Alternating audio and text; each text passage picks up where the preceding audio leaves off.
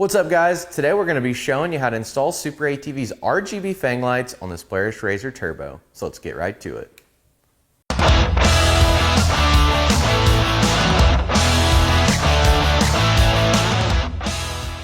So the first thing we're going to do is go ahead and remove the grill from our machine.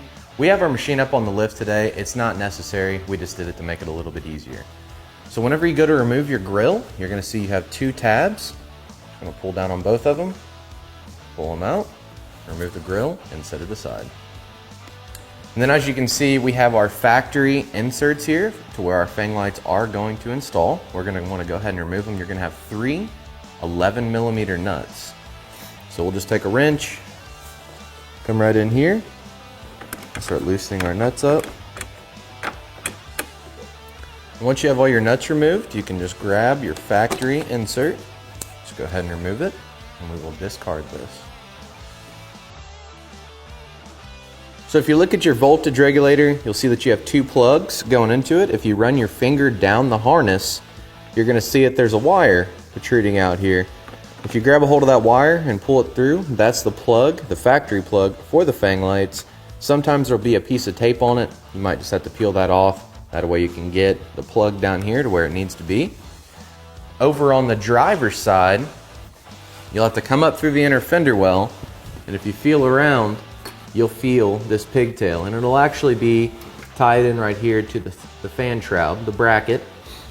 So once you've done that, you'll just want to feed it up to the front, just like we did on the opposite side for the opposite side plug. And then we'll go grab our FANG lights, and we'll start getting them installed. So we're going to go ahead and grab the left-hand side FANG light. As you can see here on the bottom of the light, it says LH for left hand. So now what we're going to do is take our FANG light, we're going to slide this piece of wiring that's coming off the light through this squared hole in the front fascia. Slide the light in, and then we're going to take our factory nuts. And now these are going to be pretty much a self-tapper, so there's no threads on the studs. The nuts we have here will self-tap right to them. You just want to make sure that you don't over-tighten them. You know, about one turn is all you're really going to be able to get on these, so keep that in mind. If you strip them, they're not going to want to stay, and you could potentially lose them while you're going down the trail. So once we have them started, like I said, we'll go ahead and just put one turn on them. You don't want to try to crank these down. If you do, you're most likely going to strip them. So we're going to get them to where they're snug, and that's going to be all we're going to be able to do.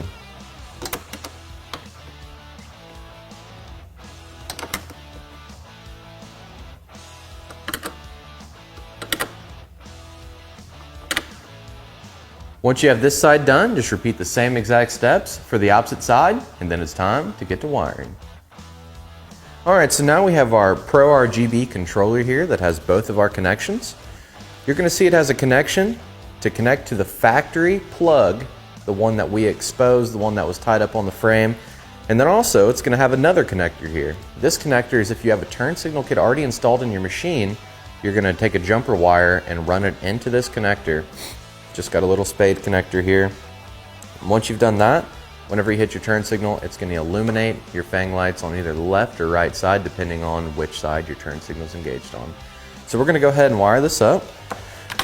So now we're going to take our harness and we're going to plug it in to the FANG light. So this connector here has a little notch on it, and the connector that's right off the back of the FANG light will have the same notch. You just want to make sure that you get them lined up. Slide it together, and then you'll take this nut that's on the connector and just hand tighten it. Then we'll come right here to the factory harness.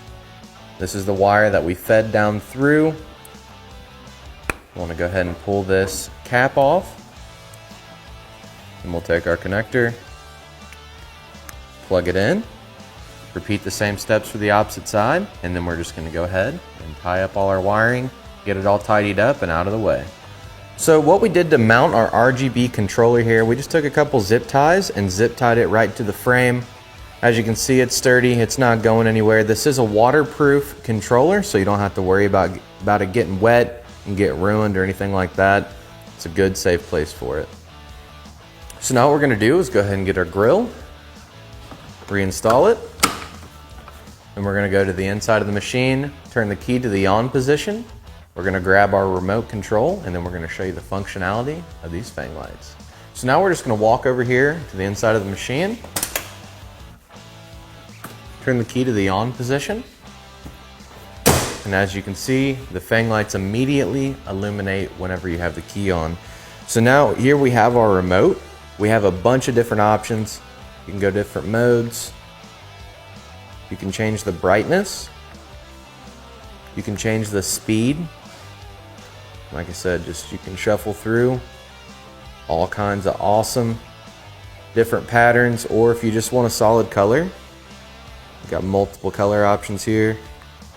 Very simple, very easy to use.